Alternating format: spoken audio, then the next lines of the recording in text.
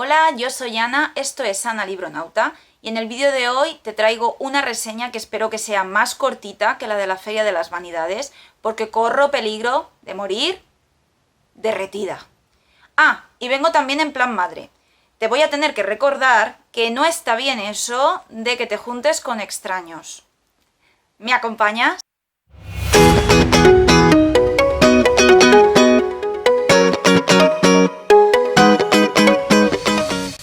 Hoy os vengo a hacer la reseña de una de las novelas más famosas de Patricia Highsmith, El talento de Mr. Ripley. Por aquí va. Patricia Highsmith yo creo que es conocida por todos, aunque sea solamente por el nombre, aunque no os hayáis acercado a alguna de sus novelas, porque es una autora estadounidense del siglo XX y muy famosa por las novelas policíacas o de suspense que escribió, más bien de suspense.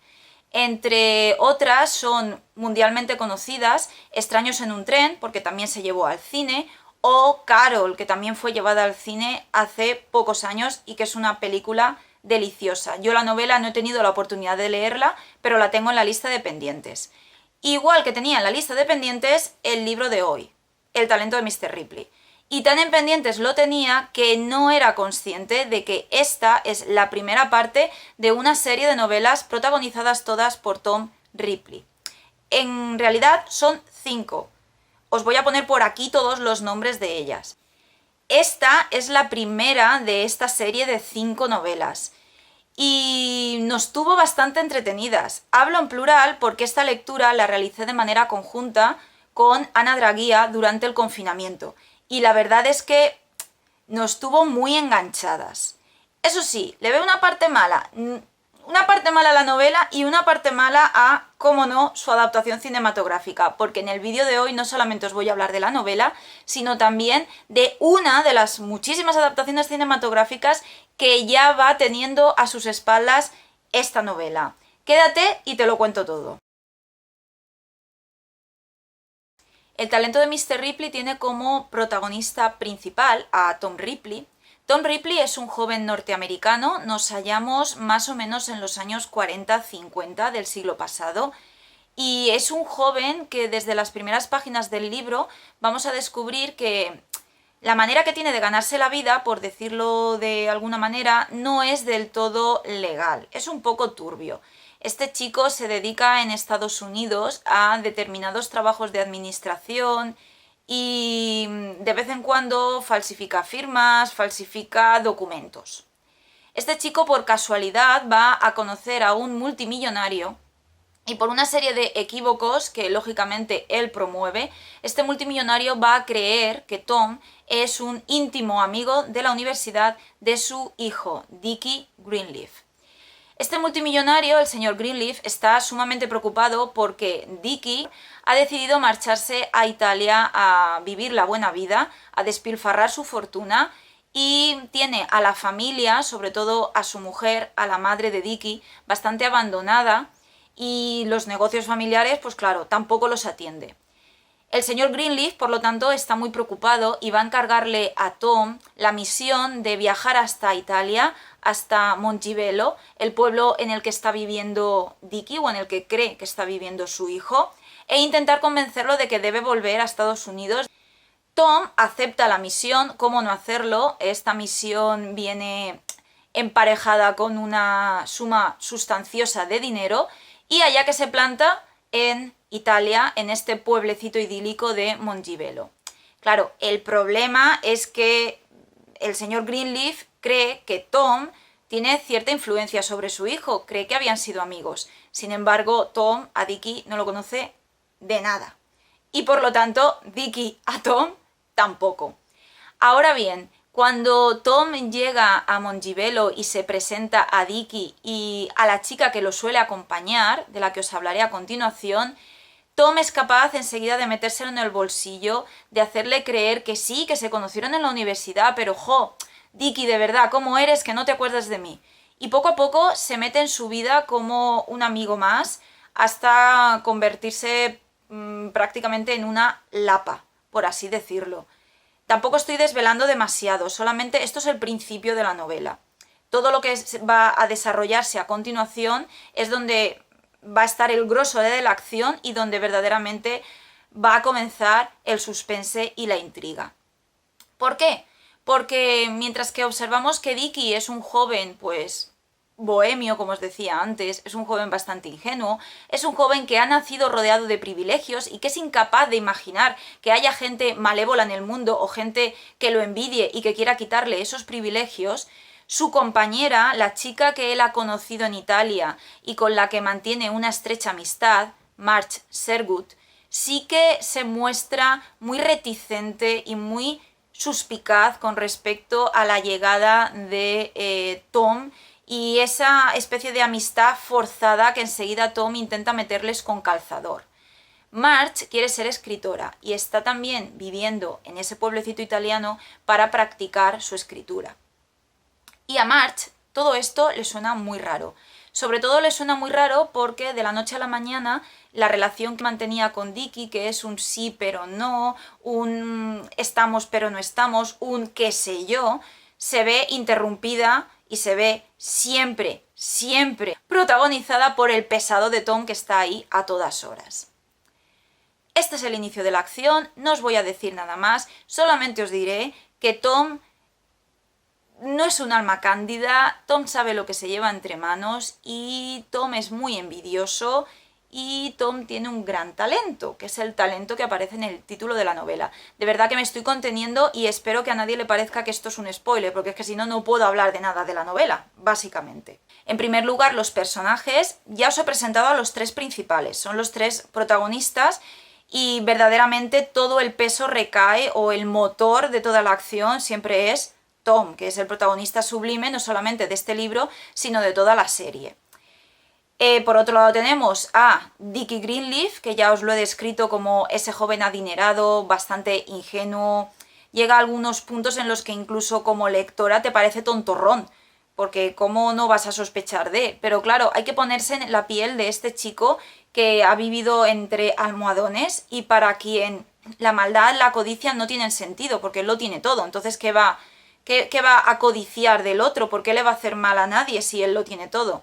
Y la tercera pata de este trípode, que sería Marge Sergut. Como personajes secundarios, pues tenemos a otros conocidos, es que no quiero mencionar demasiado, y a los padres de Dicky, que también, igual que el propio Dicky, llega un momento en el que son súper ingenuos. Porque yo no sé vosotros, pero yo un tipejo que me cruzo en un bar y que me dice dos palabras, ya tienes que estar desesperado para pensar que verdaderamente ese chico tú lo vas a mandar a Italia con un fajo de dineros bajo el brazo y te va a solucionar una crisis familiar que lleva años y años cuajándose. En fin, problemas de ricos. En cuanto a los temas que trata la novela, creo que el principal es el de la identidad, el de la construcción de la identidad. Somos únicos, somos verdaderamente individuos tan absolutamente inigualables que podemos verdaderamente dejar una impronta en el mundo y no ser confundidos con otros. El tema del doble, el tema también de la codicia, de la ambición, de la envidia, todos esos temas están ahí socavados. Luego también el personaje de Tom Ripley es un personaje súper complejo, dentro del cual caben muchísimas ambigüedades y muchísimos tira y afloja, en muchos sentidos. Por ejemplo, él lógicamente siente una gran envidia por aquello que no tiene, pero además también es un personaje que es muy incómodo para el lector.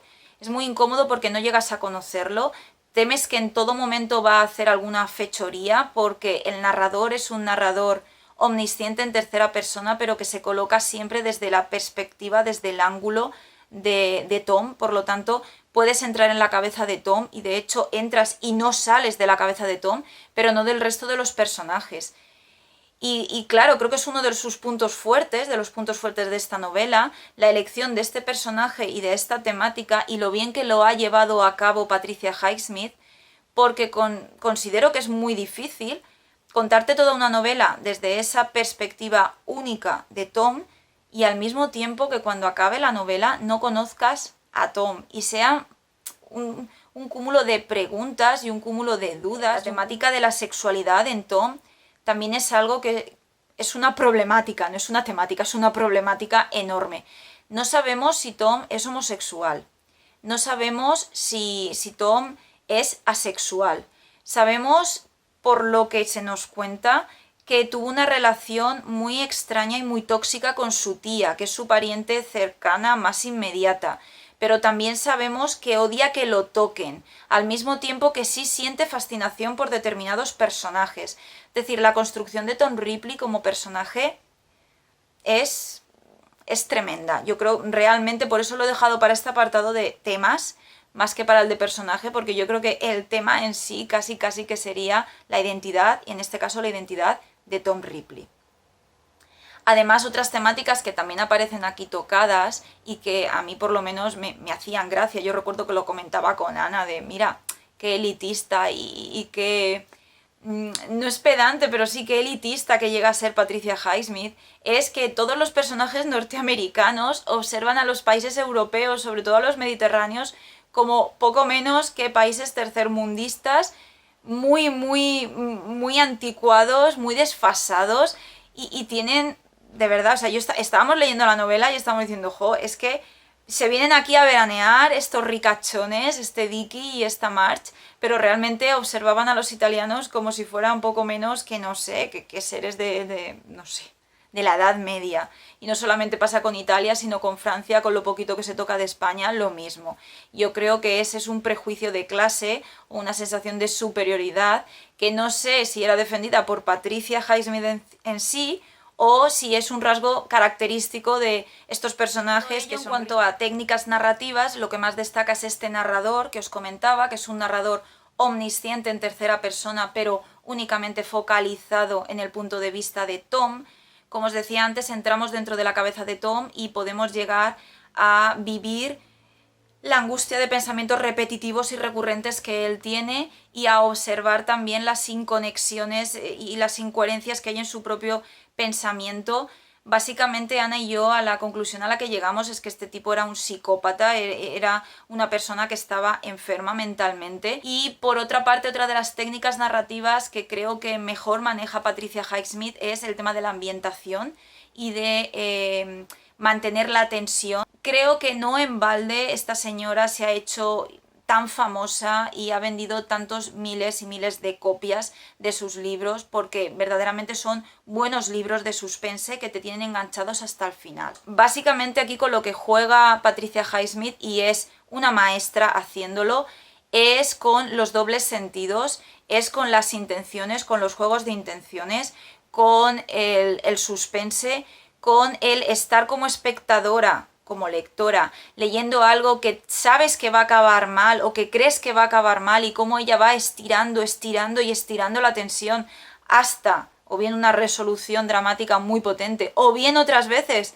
una resolución que te deja con la boca abierta porque no te lo esperabas, pero no es dramáticamente fuerte.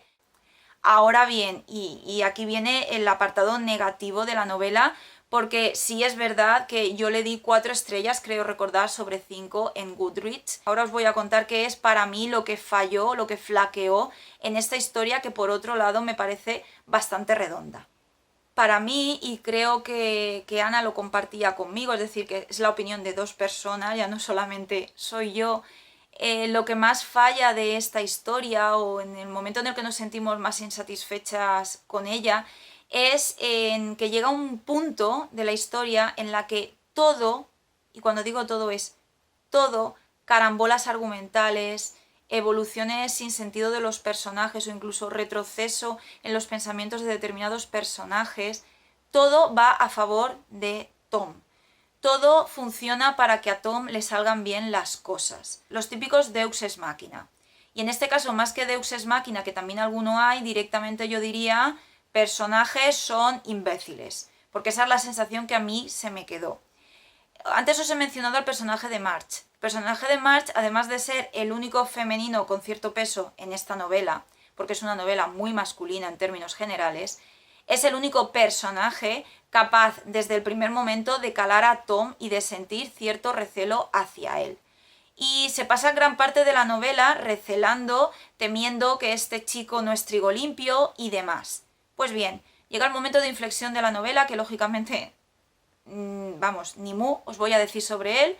Y en ese momento, en el momento en el que cualquier persona de carne y hueso y con 2 dedos de frente diría, ya está, mis sospechas son fundamentadas, en ese momento Marge cambia, abandona todas esas desconfianzas que tenía hacia Tom para transformarse en un personaje muy oportuno para Tom, para que a Tom le salgan las cosas bien. Claro, nosotros estábamos leyendo la novela y veíamos que quedaban pocas páginas y veíamos esta evolución y veíamos que, primero, que no iba a haber un cierre completo del arco argumental y segundo, que si lo había, iba a ser precipitado e iba a ser totalmente a favor de este personaje, de Tom Ripley. Nosotras no sabíamos que habían 4 novelas posteriores protagonizadas por el mismo tipo. Si tienes 4 novelas protagonizadas por Tom Ripley después de esta, lógico y normal que en esta, primero, que el final no se ha cerrado, el final es totalmente in media res, y segunda, pues que este señor, pues que se salga básicamente de rositas, porque si no, no habría el resto de novelas.